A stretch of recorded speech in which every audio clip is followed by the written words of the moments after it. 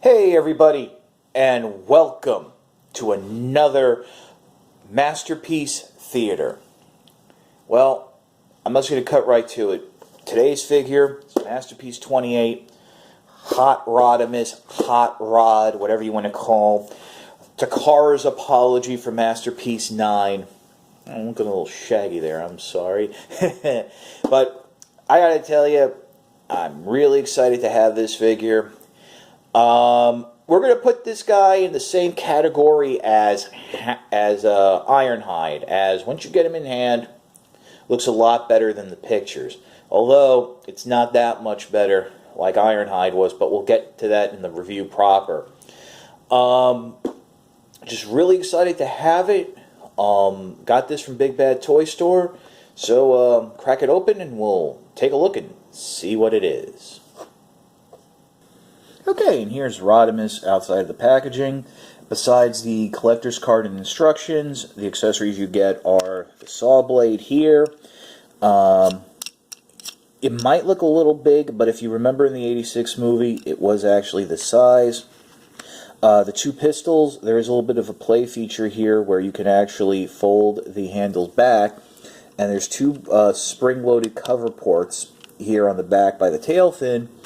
Or you can open up the engine cover here, just like so. Make sure you push it back all the way, and you can plug the other pistol in just like that. That's a neat little feature from the original G1 toy. I do want to mention, though, to be careful when pushing the weapon in, because you want to make sure the head and things underneath don't fall forward. There's a very, very low clearance on this guy. As it is, I can only get it to roll on my dining room table and a carpeted surface.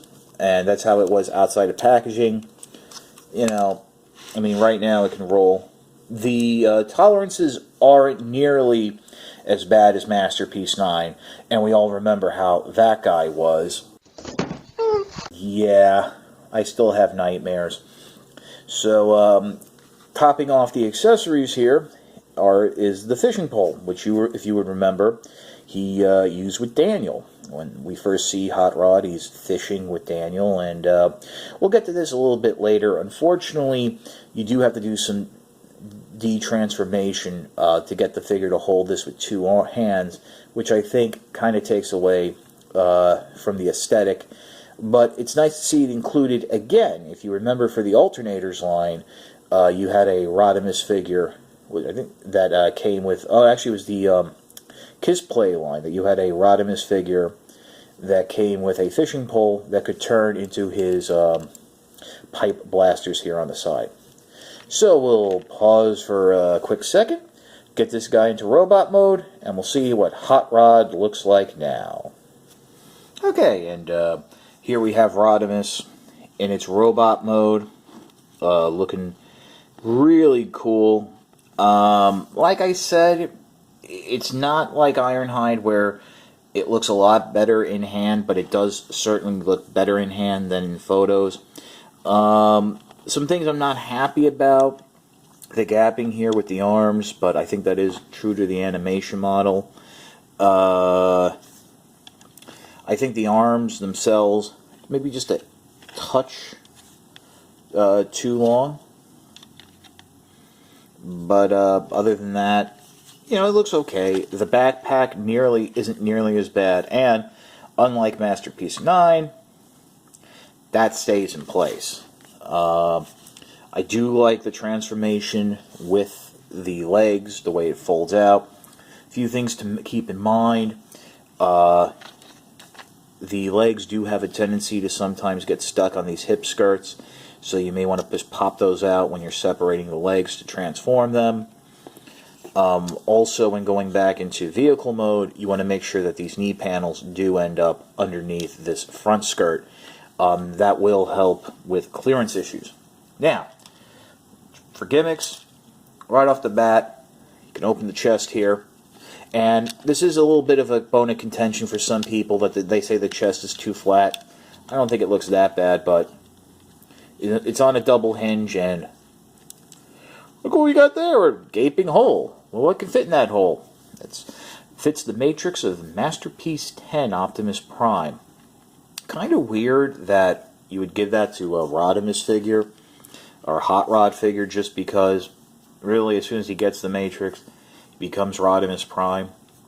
Some people have said that taking that feature out, you could have allowed a bit of a detail, like a detail change in sculpting on the chest to make it a little thinner. But that would have resulted in more panel lines that I think would have broken up the look, and also thinner panels. One thing I do want to mention before I go any further, unlike Ironhide, I don't really have the with some of the tabs. I mean, they're thick, they're solid. If you remember, that was completely different on Masterpiece 9. Now, in terms of holding its weapons, you got these little handguns, and the hands open, and they peg in quite nicely. But like I said, I'm not really going to use these too much, just because, you know, I remember Rodimus using his these pipe blasters a little more, so we'll just pop it in on this hand too. You just get it in there. That's what she said. So yeah, so you can have him wheeling it like that, and hey, you need some targeting? Boom, pop up the head here. They did keep his targeting goggles, which very tight hinge on mine, so I gotta really want to be careful since it is clear plastic. But you just bring that down, close up the head, and there you go. And I mean, I think Rodimus is looking really good there. For the final gimmick, at least the one that, you know, requires any type of modification, just take, this works on either hand, just take the blaster out, or if you have the hands empty, go ahead, open up the panel, just like so, go rotate the fist in, close up the panel, you have this little peg, and then you can just peg the saw blade on, just like so, and you're cutting fools. The last bit is the fishing rod. So, you know what? Let me readjust things a little so we can get to that fishing rod. Poor Hot Rod. He's fallen on hard times. I have the figure posed like this because if you remember the movie, this is really sort of along the lines of how you found him. With him and Daniel just leisurely laying on the shore. You open the hand here, there's a little thicker grip section that you can just slide the pole in. Like, actually there's like a thinner grip section, I'm sorry. Just slide the pole in, and there you can have him hold it. Unfortunately, and this is where we get to the issue, there's no ab, like, not want to say ab crunch, but there's no movement to bring the arms closer. You actually have to go detach the arms, which I hate doing, and have them, you know, two-hand the pole like this. Yeah, you know, he's fishing. Sorry that the rod's a little bit out of camera, but let's see if I can fix that. Do a little, you know, on the fly articulation here.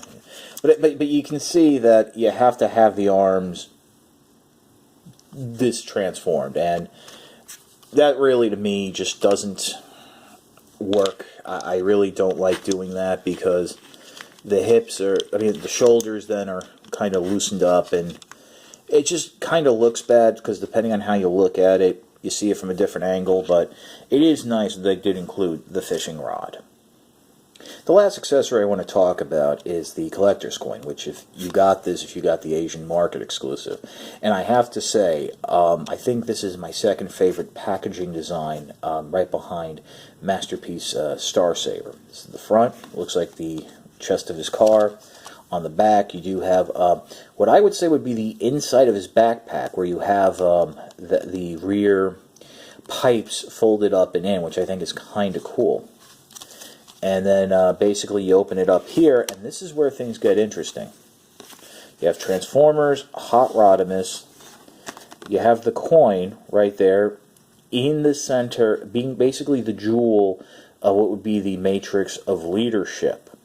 Now, you know, I did complain a little with Starsaber, and I'm going to say it here. It would have been nice that they would have had this open properly like the chest, but I could understand they want to keep a uniform design.